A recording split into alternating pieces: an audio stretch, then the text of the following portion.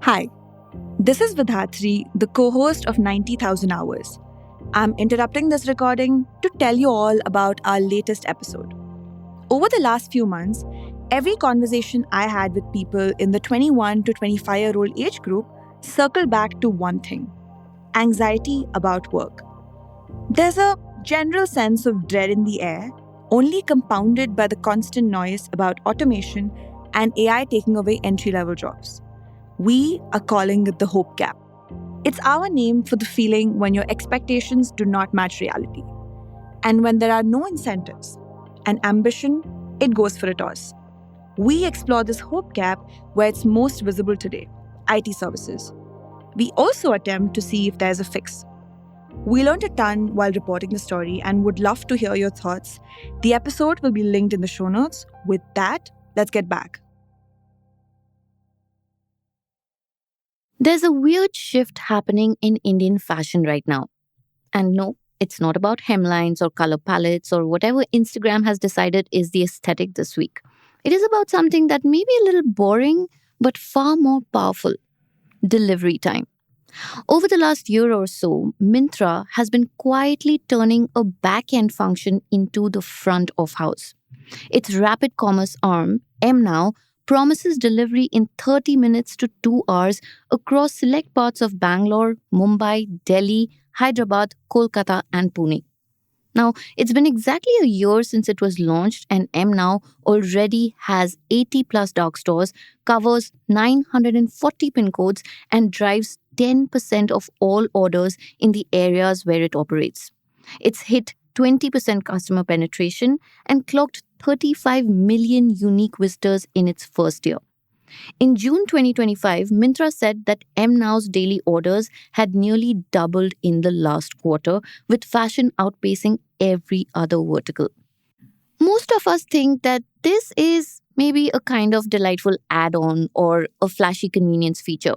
Or even worse, a grocery style quick commerce imitation which is dressed up for fashion. But what if I tell you that instinct is wrong? What if instant delivery is not about impatient consumers at all? What if it is about the last meaningful moat that is left in Indian online fashion? Because design can be copied, brand stories get flattened into feeds, influencer marketing is a treadmill only a few can afford, and discovery is dictated by algorithms. And discounts, they drain margins faster than they drive loyalty. But logistics, speed, hyperlocal stocking, demand prediction, those are hard. Those take capital. Those are extremely difficult to copy. So today, we are asking a deceptively simple question: is quick fashion really about people wanting things fast? Or is there something else happening behind the scenes? Welcome to Daybreak, a business podcast from the Ken. I'm your host Snigdha Sharma, and I don't chase the news cycle. Instead, every day of the week, my colleague Rachel Varghese and I will come to you with one business story that is worth understanding and worth your time. Today is Tuesday, the 25th of November.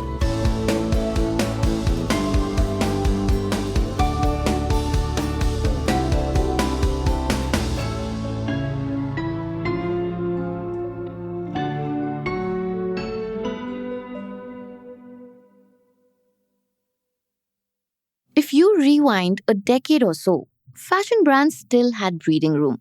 They could differentiate on cuts, fabrics, silhouettes, seasonal drops, or even store experience. Scarcity was baked into the system. If you wanted a particular look, you went to a particular brand.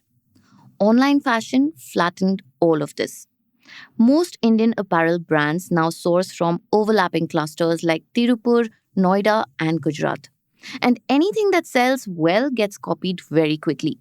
A shirt trending on one platform will appear across multiple catalogs in weeks, sometimes even days. And that is just how fast moving manufacturing works.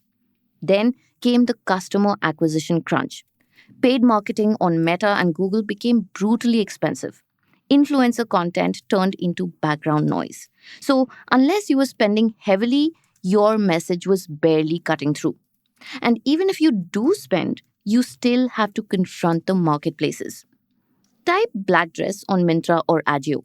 You will see thousands of nearly identical images. So, discovery is no longer controlled by brand loyalty or store footfall, it is controlled by an algorithmic feed. A 2025 report by Bain and Company and Flipkart captured this shift. India's next phase of e-retail will be dominated by quick commerce, trend-first commerce, and hyper-value commerce. Trend-first fashion alone is projected to grow 4 times to almost $10 billion by 2028 with more than half online. And layered on top of all this is India's discount culture. Monthly mega sales, endless festivals, perpetual offers that permanently erode margins. So, if design is copied, marketing is unaffordable, discovery is algorithm controlled, and margins are squeezed, what exactly is a fashion platform supposed to compete on? This is where MNow enters the frame. Stay tuned for more on this, but before that, Rachel has a quick message for you. Hi, I'm pausing this episode to ask you a very quick question. What's your best AI prompt? One you're actually kind of proud of. It saves you time and it does exactly what you need it to do. Why do we ask? Well, let's be honest. There's a learning curve with AI, and most of us are still figuring it out. So, we are running a short survey to ask you to share your tried and tested hacks. You share your prompt, you get a chance to be featured in one of our episodes, and you get to hear from others like you. All the productive, efficient folks out there who are making AI work for them. The link is in the show notes. It will take you just 5 minutes. We can't wait to hear from you. Now, back to the episode.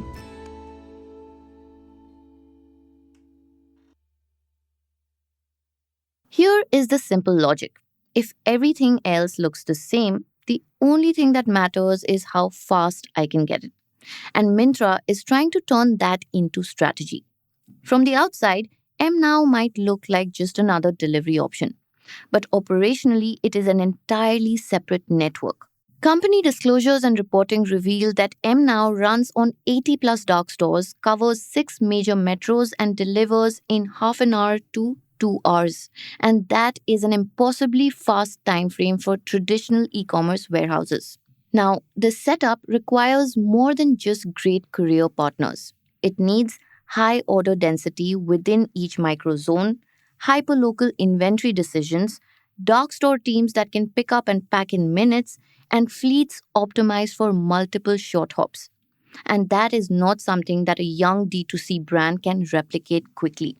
And it's happening alongside a broader shift actually. The Bain Flipkart report notes that quick commerce now accounts for 10% of all e retail spending, and its forecast is to grow 40% plus annually by 2030. And beyond that is rapid commerce, the 4 to 6 hour delivery layer that is projected to become a $20 billion GMV market with a $2 billion logistics opportunity by 2030. Fashion fits perfectly in this window.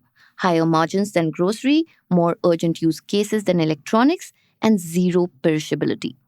And Myntra is not the only one reading the playbook.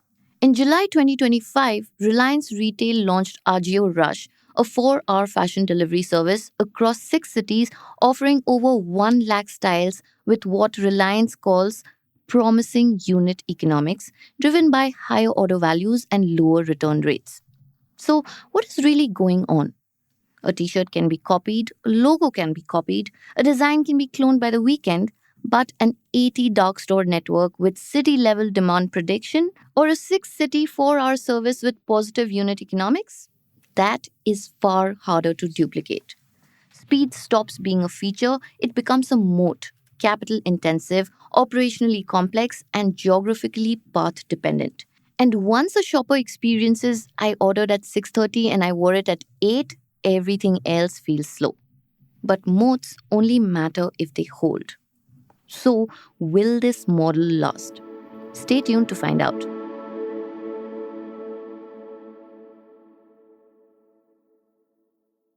To understand whether instant fashion is sustainable, it helps to look sideways at quick commerce. The Bain Flipkart report shows that over 2/3 of e grocery orders and 10% of e retail spending now come via quick commerce. Reuters noted that the sector has grown $6 to $7 billion since 2022 and is expected to grow 40% annually by 2030. But the same report also includes warnings. Analysts say that the boom could be short lived and difficult to sustain profitably, especially outside metros. Now, translate that to fashion, and four questions emerge. One is cost. Running 80 to 100 dark stores is not cheap. Half an hour to 2 hours is a logistical promise that burns money. Two is geography. Now and Ajio Rush are metro centric. Move into tier 2 or tier 3 and the economics unravel. Number three is returns. Fashion returns are notoriously high. Early Ajio data suggests that lower return rates for rush orders were because they are urgent purchases, but the jury is still out. Number four is competition.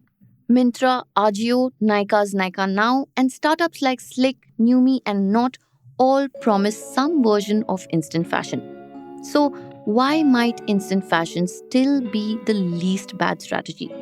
Because speed creates habit. If Now or Ajio Rush become your default for last minute outfits, they're not just selling clothes, they are selling certainty. And certainty is sticky. In a world where every other moat has collapsed, speed may be the only defensible one left.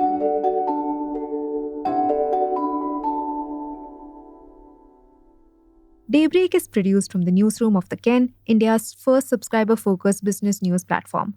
What you're listening to is just a small sample of our subscriber-only offerings, and a full subscription offers daily, long-form feature stories, newsletters, and a whole bunch of premium podcasts. To subscribe, head to theken.com and click on the red subscribe button on the top of the website. Today's episode was hosted and produced by my colleague Snigdha Sharma and edited by Rajiv CN.